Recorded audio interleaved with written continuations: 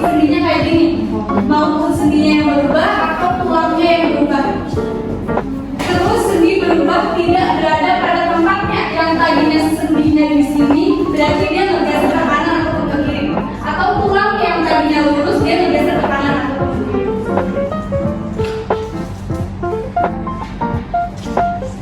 Pemeriksaan apa sih yang dilakukan kalau udah terjadi dislokasi? Nah, yang pertama ini ada ronsen. Ronsen untuk memastikan adanya dislokasi atau kerusakan lain yang mungkin terjadi pada sendi ataupun tulang.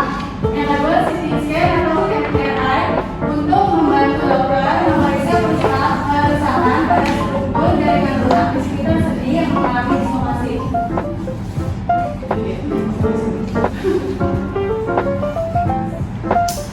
Setelah itu ada pencegahannya. Jadi teman-teman kalau nggak mau terjadi dislokasi, ini berikut pencegahan yang bisa teman-teman lakuin.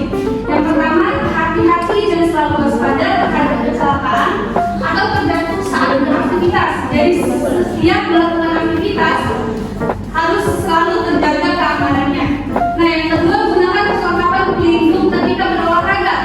Contohnya sepatu untuk olahraga. Jangan menggunakan sepatu untuk main ataupun segala macamnya. Nah, yang ketiga, hindari berdiri di atas tempat-tempat yang tidak stabil seperti kursi. Yang keempat, tutupi lantai rumah dengan karpet yang tidak licin. Karena kalau lantai biasanya kalau nggak ditutupi karpet itu biasanya licin. Apalagi buat anak-anak yang dia masih kecil gitu, terus masih aktif untuk main-main segala macamnya.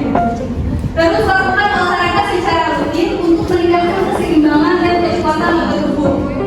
Nah, ada juga nih pencegahan buat anak-anak. Jadi nanti kalau teman-teman punya anak mungkin atau punya adik di rumah, nah ini bisa dilakuin. Yang pertama, pastikan sebisa mungkin tidak ada barang atau area rumah yang dapat mencelakai anak-anak.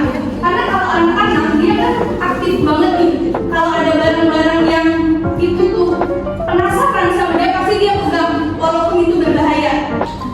Terus yang kedua, pastikan dan awasi ketika bermain.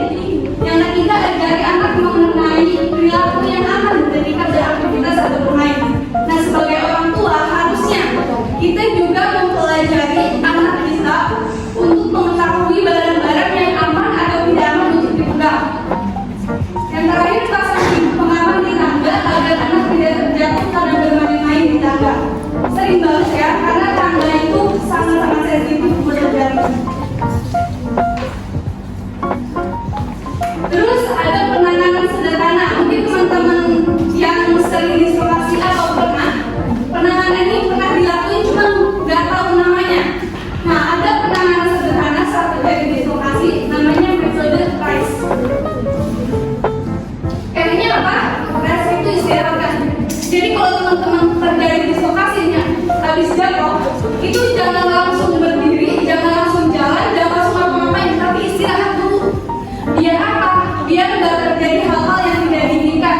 Contohnya pusing atau segala macam. Jadi usahain istirahat dulu. Nah, yang kedua,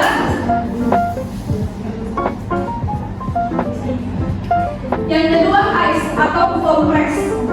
Kenapa sih kita harus kompres? Ini macam-macamnya ya banyak. Ini yang instannya. Jadi ini ada ice bag ataupun segala macam, teman-teman bisa lakuin atau gunain yang mana aja. Karena fungsinya sama aja untuk mengkompres.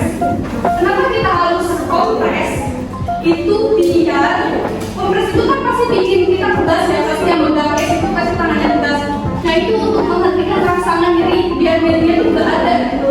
Makanya kenapa kita harus kompres.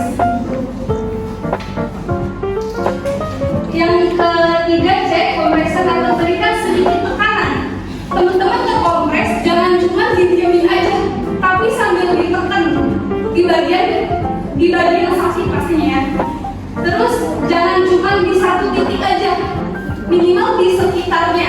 Karena apa? Rasa nyeri itu akan menghambat di sekitar situ, nggak cuma diem di situ aja. Gitu. Terus yang terakhir ada elevation atau mengangkat bagian yang cedera. Mengangkat bagian yang cedera ini untuk anggota gerak, contohnya tangan. Jadi kalau tangannya cedera itu usahain diangkat